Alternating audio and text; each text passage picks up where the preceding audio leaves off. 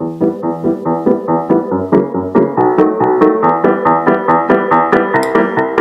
to Political Show on Lions Wire. Today is December 8th, and our permanent guest of our show, Ilya Levkov.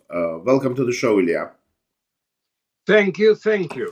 Ilya, So, the Middle yes, East is brewing and boiling. A lot of yes. quick changes. Let's start with that. Okay, the segment on the Middle East is truly, truly interesting because it encompasses so much, and it's what happened. The bottom line is how within a year Israel that was on the brink of extinction almost. Because if Hezbollah would have opened the attack on the same day as Hamas, you cannot imagine Israel would have been gravely wounded, gravely wounded, because they would have conquered 20, 30 kilometers of the northern Israel, which can be then moved. The sure thereafter, uh, um, Iran would have provided Hezbollah with tanks. Israel was so porous because there were the number of divisions was truncated one quarter of what Israel had about 7, 8 years ago. One quarter was remained, three quarters were cut. You understand? And this was a miracle. This was the miracle that Hezbollah got pissed off against Hamas. That's bottom line. How dare you are not informing us? We cannot get up in the morning, have breakfast, ready for lunch, and suddenly you're conquering and killing and all that without informing us where we would have participated as it was planned by Iran. So this is a framework. Now let's see in this framework what are the elements, because from and Israel was so dependent on the United States that they did in those, they postponed. They knew, by the way, it was Israel had information. You hear me? Israel had the information where are the hostages. And with one move of some 20 tanks and air cover, they could have been all captured. But but Israel was dependent to great degree with ammunition and political support from the United States. And nobody, as you remember, in last day of December 2016, the Obama administration changed its position in on the Security Council about Israel. It was the last moment he wanted simply, spoil, unnecessary. There was no need for this. Israel did nothing wrong, and yet, so such event happened before. Now, in what is being called the Biden administration, which is equated and nicknamed as administration number 3 of uh, uh, President Obama. So they would have done something like that, and there would be no way, and it will remain forever.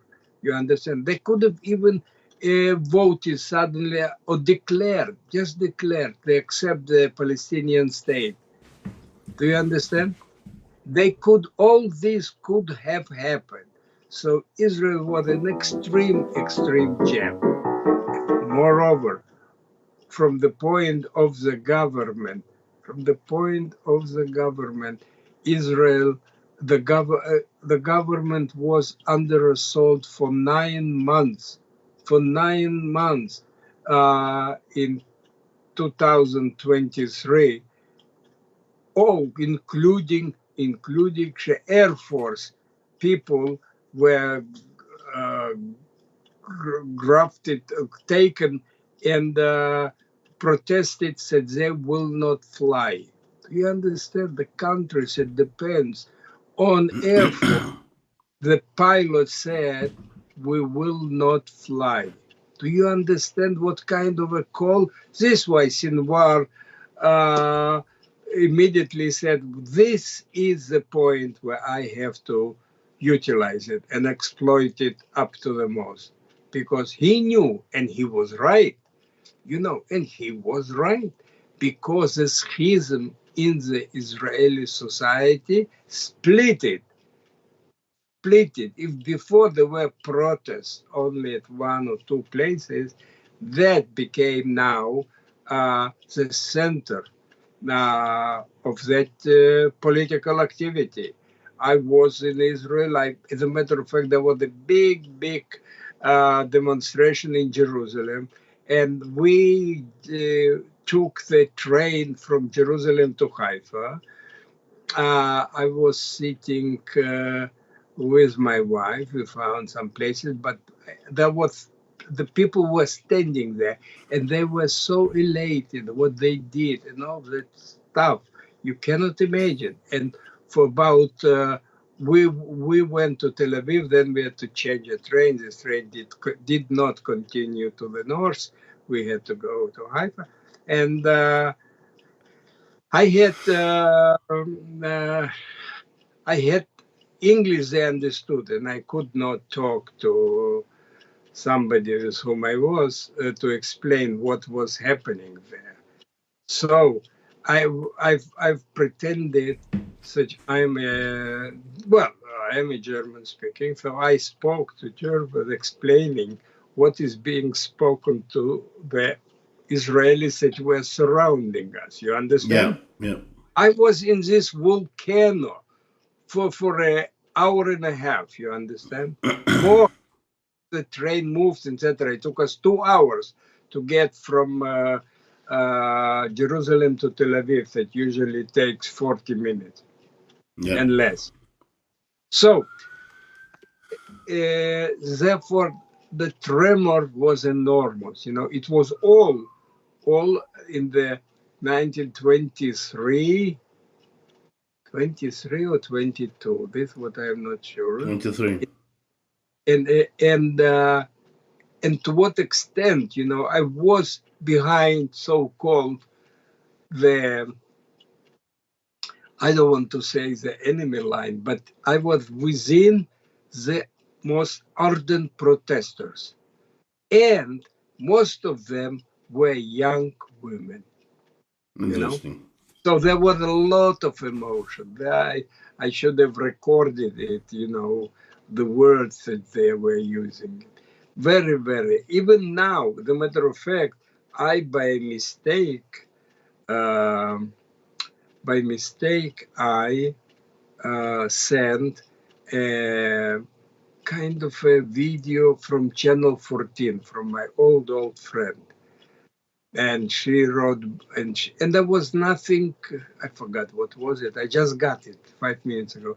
And she asked me, please don't send me these terrible things from Channel 14. They are all those independent things having clearly right of the center. And she says and she wrote me, please, I have enough problems in my life. Don't send it ever again, anything from that channel. Okay. You Okay. understand? Yeah. So what I'm saying is, look at this. And what happened during that last year, there was Israel succeeded to damage, practically destroy Hamas. Israel withstood from those Houthis that were being. Israel withstood two rocket attacks from Iran, and Israel practically dismembered Hezbollah. It's amazing, which puts Yeah, it's a 6 days. tremendous achievement, obviously, and how it was done. It's a It, material for good yes, book, so many books, and many indeed, books. Yes. you see. So what is it? Though now, I would say we have to look through this now from the American side. Every time Biden and Kamala Harris repeated publicly dozens of times, said, yes, we are friends of Israel, but the Palestinian state, second state must be established, i.e. the Palestinian state. And when they say, you ask them, tell me, what does it mean from the river to the sea? Palestine must be free. It's not the West Bank. It's Tel Aviv and all cities of Haifa, which are on the shore of the Mediterranean Sea, you know. So I simply would like this to comprehend and to see. And now what's going on in Syria, which I told you to our viewers last time, that it were Israel nowadays, the superpower. It was superpower before, so to say, in the Near East. But now, after Hamas, and then after even Houthis, after Iranian tries twice to bomb out Israel, and Hezbollah, what was happened with all the stages, to which the army, the Israeli army, and leadership, not the army, the leadership, top leadership, the army, said in under no circumstances we should attack Hezbollah. And they had these pictures, I think I showed you last time, the ads on the wrapping of the newspaper. At least 50,000 Israelis will be killed in the first day. Do you hear? Wow. This was and this was the black flag that was scaring the Israeli nation and the army. How can you fight against the enemy when this kind of its concept, ideas are really generated daily in order to scare Israeli population. You understand? It's a mission impossible. You have to lift the spirit. You have to talk about victory. But those two elements were verboten, as being used to say in German and in English, as verboten. And under those circumstances, still Israel nowadays, the main enemy which had a border with Israel is Syria. So now Israel indeed took some extra territory, defensive territory from Syria. And now Hezbollah, which was supported by Iran through the airports of Syria, and also provided ammunitions and weapons, now they no longer can do in the present Syria. Well, So generally what speaking, do you know, Ilya, um, if the agenda of the rebels is good for Israel or not? There are contradictory speculations available, but I haven't seen anything definitive. Um, there's nothing definitive. Obviously, that those Israel does not support those guys that toppled Assad. in under no way. You see, however, they were once supporting Al Qaeda. Then they split again. Then they split again. But my point is that you cannot count. You cannot count on friends or so-called neutral states in the Middle East. You understand? Yeah. This is the main point. And therefore, in the concept of victory and total victory to American mind and American even theory of war, you first of all you have a victory and then you have negotiation. Otherwise, negotiations will be start, you know, at your expense. These are classical Baba Mitzia in the Talmud, so the two holding it. Every kid knows it, or most of them. They say two guys are holding talit, and one says, "It is mine. I found," and the other says, "No, it is mine. I I'm found. I'm holding it." Now, so the judge would say, all right, we cut it in half, each one gets a half. However, if one says, want to be nice, and he says, all right, listen, we found it together, so half is mine and half is yours. So there will be a difference. There will be half, the guy will receive not a half, but half of a half. So this kind of negotiation, they can bring only to defeat.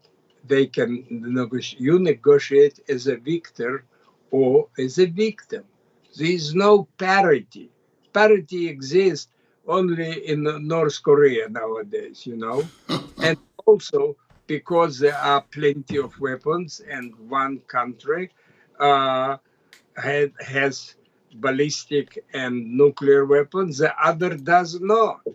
So just to show you what kind of situation could have been or would have been had Iran succeeded to create a bomb. And by the way, those bombs are now less than 20 kilograms, 40 pounds, They're small. You can put it in a backpack like that guy, the shooter, about whom we will talk later. You see, so uh, this way could have been, and I don't know. I'm not a religious person. I don't where there is uh, a believer. There's a new Israeli concept. They're calling it the wearers of the clip, not of a yarmulke, but of a clip. Said, hold the yarmulke. Yeah. Do you understand? Yeah. This is kind of a new people that begins to believe but not believing. And indeed, it's very difficult to live your, 80 years and then suddenly become religious. Yeah, there are plenty of samples of that kind.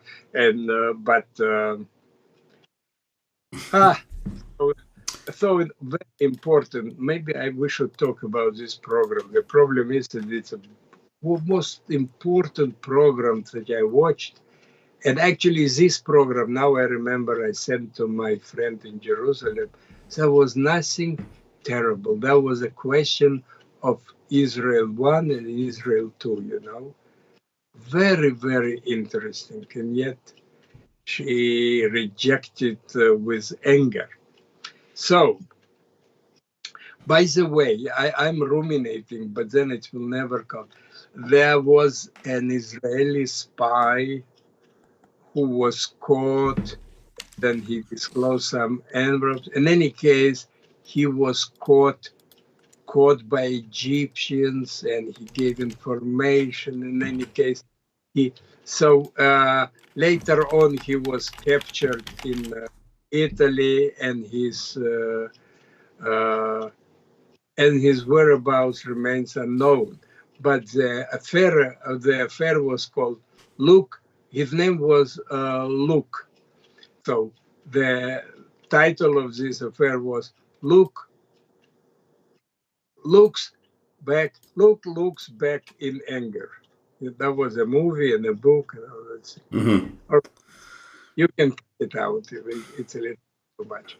So uh, I would say it's a very interesting. What, of course, once again, Israel doesn't have a friend today. Didn't have a friend, and will not have and doesn't have a friend among those Islamists. You know. But the point is that Israel, in order to assure peace from with those Islamists, will destroy the remaining air force of Syria and their tanks and cannons. That it should not fall into the hands of those that now topple the regime and will have this huge amount of modern weaponry. Yeah, one thing to note, Ilya, the name of the head of this group, the leader, is named Abu Mohammed al Galani. And he's named Galani because supposedly he was born in that region. So hopefully, rebels will not have any calling on trying to capture that territory. Yeah, well, cannot add to this anything more to what I said. The only thing I can, some years ago, I published a book in English by a fellow named Assad. Indeed, this Assad was is a son of President Assad, and they were kicked out of Syria some almost 15, 20 more, 20 years ago. And their persona non grata were in Syria. He wrote a book. It's called Guard Thy Heart. And it's about, the book is in English, and it's about a lawyer at the United Nations that goes into the masses and try to be more helpful, say the kind of intellectual slash political uh, activist in the United Nations. Now, Siwar al-Assad is the author, right? He is the nephew. Well, Yes. he's the cousin of Well, Bashar al-Assad. yeah, cousin is a little bit not very clear. He's a nephew of the president, but they parted way.